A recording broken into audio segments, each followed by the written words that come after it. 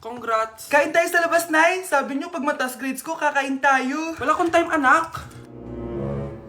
Nay, nagugutom po ako. Anak, may ginagawa ko. Nay, di po ba kayo magluluto? Ano ba yung anak? Ang tanda mo na, di mo pa rin kaya magluto para sa sarili mo? Kita mo ang dami ginagawa dito? Storbo to. Sige po, Nay. Ako na lang po magluluto. Mari! Oh, Mare, ba't parang takot ka? Ang dami na kasi nawawalang bata sa barangay natin. Yung kapitbahay natin, 4 na araw na nawawala yung anak niya. Baka naman nag-away lang sila tapos lumayas yung anak niya. Basta ikaw, Scarlett, palagi kang mag-iingat, ha? Sige po, tita. Masyado ka nagpapaniwala sa fake news, Mari. Nay, tignan niyo po yung drawing ko, oh. Ang ganda, anak. Di mo pa naman nakita, eh. Nay, punta po kayo sa school bukas. Kakanta po ako sa stage. Sige, anak. Pupunta ako pag may free time ako. Talaga, Nay? Yay! Uy, Mare, kakanta anak mo ngayon. Hindi ka ba pupunta?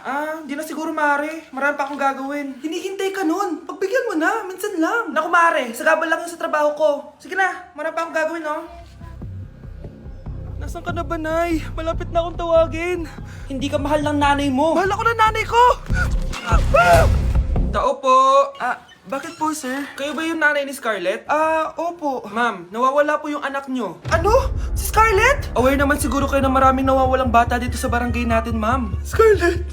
Yung iba, ma'am, hindi na namin nahanap. Napakawalang kwenta mong nanay. Disturb mo yan.